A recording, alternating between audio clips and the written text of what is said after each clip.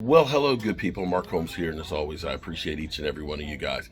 It is game day morning, and I just want to kind of get things started here. I want to show you what my view is um, from sitting here. It's kind of crazy, to be quite honest with you. I actually have four monitors that are set up so that way I can have the stream over here on one channel. This is for Jobu Sports Report, and here's the stream for the other channel. I can half this and put the Facebook feed on there as well. This is my streaming software, and over here I can have like my Philly Meltdown cam that I can go ahead and put into the software. And I have, of course, this has all of the different cameras and stuff that's in here.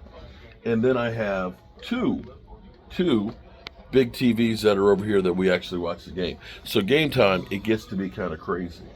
Oh, they're talking about the Cowboys. Hold up. They're talking about Micah Parsons, of course. I got to be real with you, man. Okay. You can say it's sour grapes. Oh, I like that. Okay. I got a magnetic mount for my phone. So instead of having to deal with one of these clamps like this. Huh?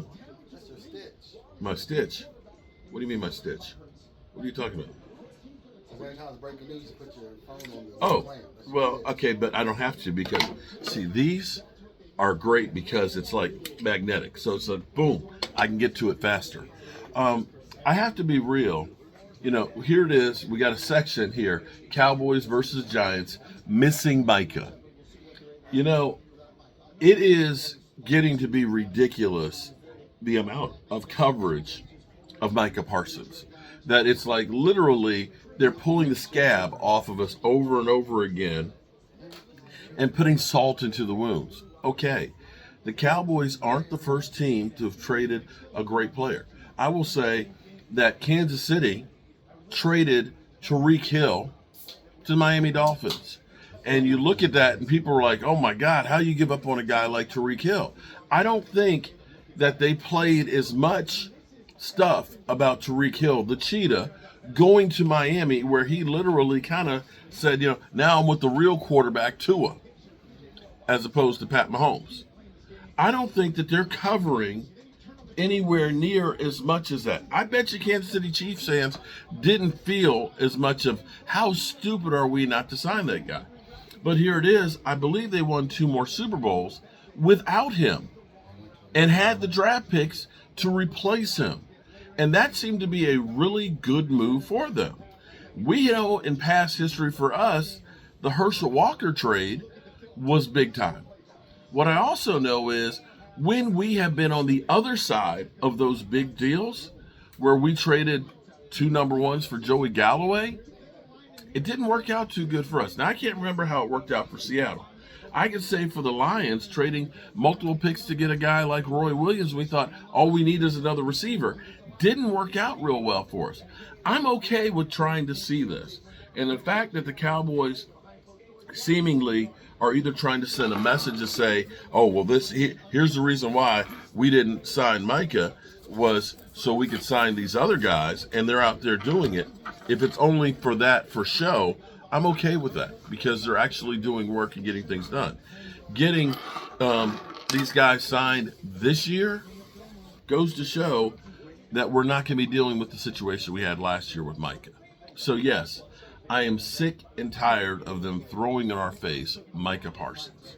That we know every time he gets a tackle or a sack in a game, it's going to be Micah Parsons. The Cowboys, they missed Micah Parsons.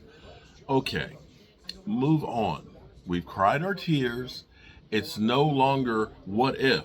It's over with. We got to move on. You can't live in past mistakes or past changes. And we don't know that it's a mistake just yet. We don't. Okay? If the Cowboys, contrary to, I just watched the beginning of it, they had a question of, are the Cowboys a playoff team? After week 1. And nobody would say, you know, maybe they got a chance. They literally just kind of like, hell no. No, they're not a playoff team. How do you know? How do you know? How do we know that the Eagles, which are getting nicked up right now, might not be as good with the tough schedule that they have.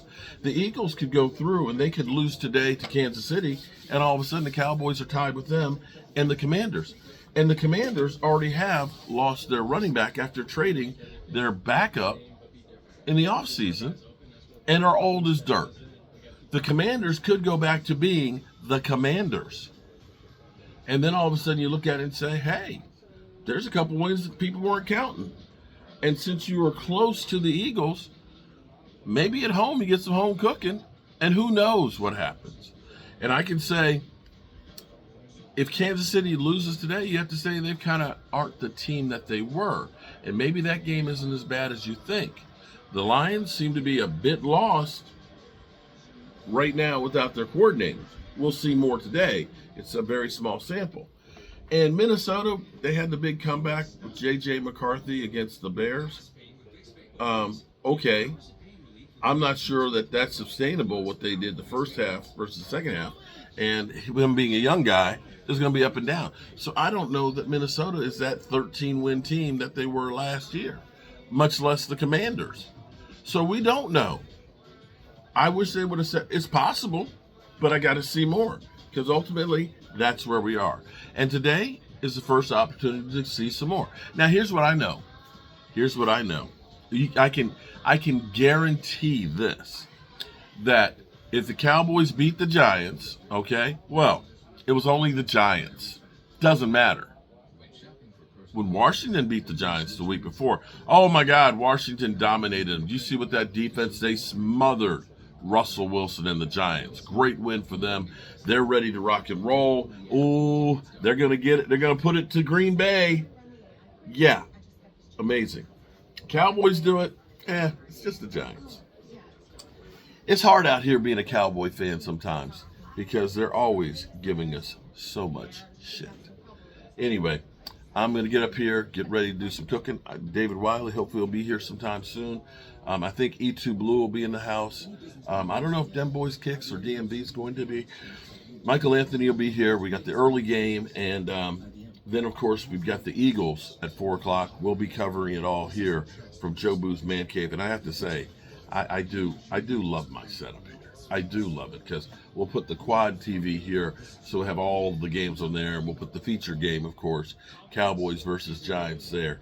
The only bad thing about the Sunday ticket and streaming games is it is about 15 seconds behind. And what you have to understand, too, is when I speak on my channel, it's about 15 seconds behind.